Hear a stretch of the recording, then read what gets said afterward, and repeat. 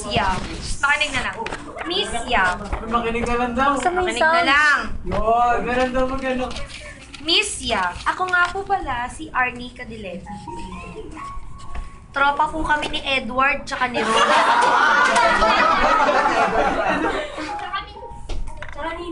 Si Edward tsaka si Rose. Okay, Meg, hindi na record ko. Tatlo po kami sa magbabarkada.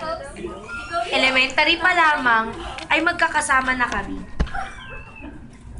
Kagraduate na kami ng elementarya nang biglang dumating si Joycelyn Gallardo. Siya ang first love ni Edward. Oh my God, wala akong alam. Saka na makinig eh. Siya ang first love ni Edward. Naiinis ako. Kasi grade 4 pa lang kami, crush ko na si Edward.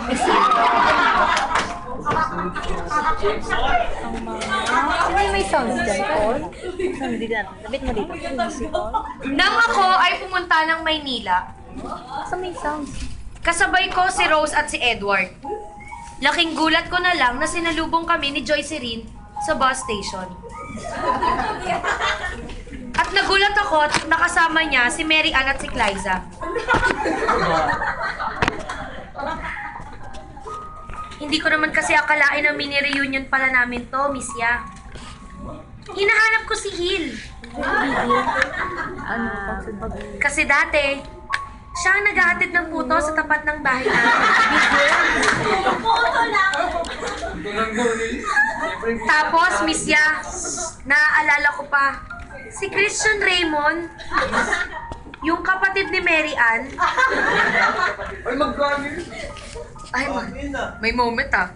Yung kapatid ni Mary Ann, sobrang gwapo kasi ni Christian noon. Pero nagulat na lang ako ngayon. Nag-iba na siya. Ano na? Hindi ko na siya nakikita sa dilim, Miss Ya.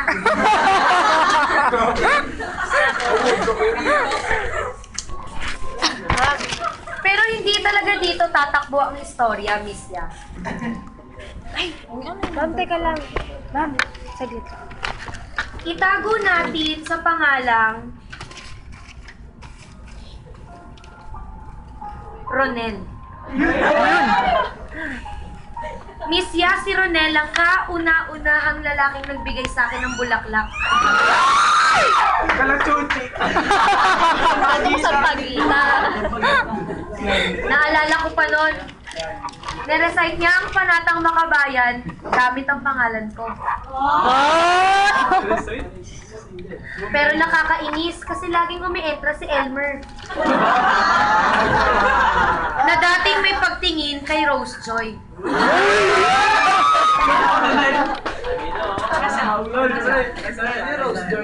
Pero nagulat na lang ako nang pagbaba pa rin namin sa bus station.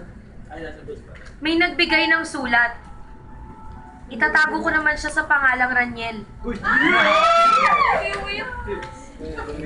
Si Raniel, ang ex ni Ronel.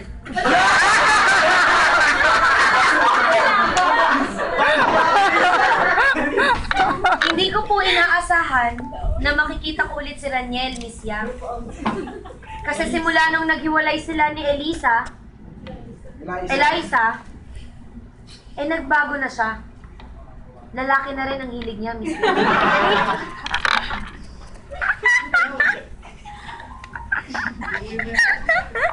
Pero ibaling ko na lang po ulit ang batang istorya. Nang makarating na po kami sa may Happy Land sa Tondo. Happy Land pa. Akala ko po ay doon ko na makikita ang tadhana ko. Pero may pinakilala si Edward sa akin. At yun, si Romel. Sino Romel na yun? Si Romel. Ang binibili ko sa tindahan nila Romel ay fermento. Ano yun? Fermento, yung palaman sa ano? Pimiento. Pimiento. Pimiento. Tapos, hindi, lakas mga ano ng background music. Hindi ko naman inaakala na pating apelido niya makukuha ko rin balang araw. Pero nagalit pa rin si Joycelyn. Hindi ko alam kung anong hinahabol niya. Alam niya naman na magtatropa talaga kami ni Edward at ni Rose. Buti na lang, nandun pa rin ang tindahan ni Mariam. Ako puro pagkain yun eh. Sobrang sarap ng tapsilog kila Aling Marian. Naalala ko tuloy si Rogeline at si Sweetzal. Sa may batok ko to. Lagi nila akong kinukulit sa tindahan ni Aling Mariam. Kaso, laging nagagalit yung security guard sa may tindahan, si Mang Joma.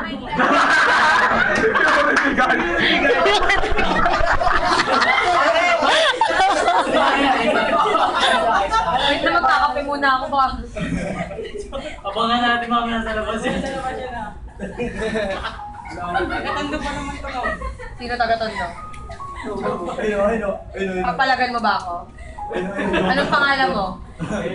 Jomar Cupri. Masta Gangsta Shepegis. Ay naku, patay na. Ikaw na, sabat ka. Little Chicas Malufet. Nini D. Hindi papaloko. Mang Kanor.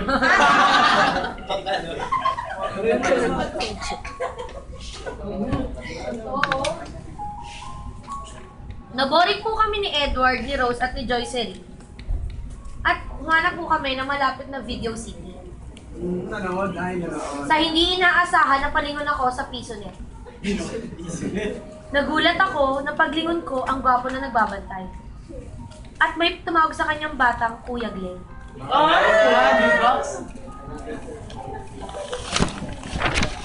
Lumapit ako at nagtanong kung magkano ang papel. Nagkatitigan kami, Miss Yan. Hindi ko alam na sobrang gwapo niya pala. Nang biglang nalaman ko na may asawa na pala siya at si Aling Maricel yun. Maricel? Ano ba to? Pero nakakainis, hindi pa rin mawala sa isip ko si Elmer. Buti na lang, nandyan si Romina at si Donel Stella, na lagi kong ka-text.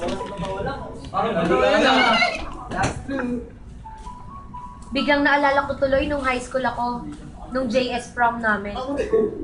Si Byron, binigyan niya ako ng Brian! My God! Ano naman kasi sulat niya? Parang Byron? Byron lang yun. Sir Alex, Byron eh. Pati si Sir ano? Si Sir Paul. Kasi yung si Sir. Raulo si Brian. Meron siyang pangalan dito, pumirma siya ng July 21. Naglagay siya ng pangalan dito, pumirma siya sa July 22. Kaya palang bilang ko tuloy, 34. Ang dope. Loko-loko.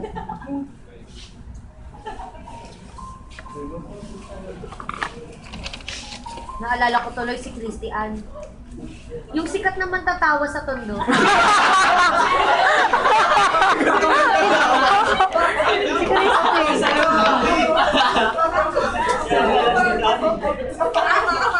Lagi kasi sila magkasama ni Ate Rogeline, yung sikat naman tatawas. Albularyo naman dyan ba? Albularyo. Ano to, Melanie? Melanie. Tapos si Ate Melanie, yung tagahawak ng kandila.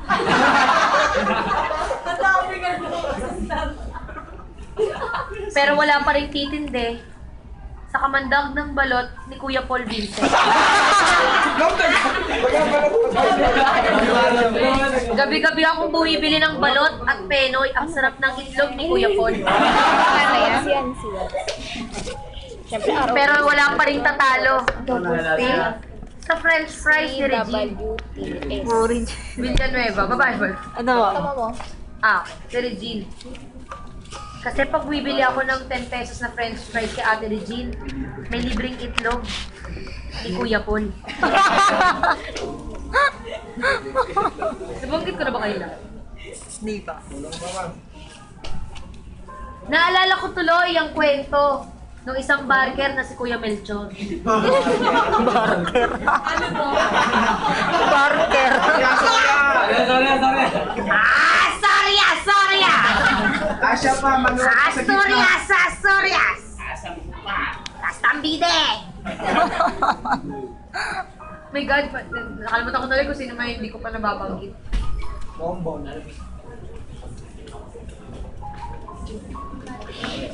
Bumalik kami sa dati naming probinsya. Pero nagsama na si Edward at si Joyceline. Wala na talaga sila na. Sobrang lungkot ko, Miss Ya. Feeling ko babaksak na lang ako kay Glenn. Yung nagbebenta ng piso net. Benta sa piso. Gawin tayo. Pakinggan ko kayo. Ano po? May ulit. Ikaw ba riyan? Malit nga, lima. Kapawal. Ayoko na nga. Patiin yan.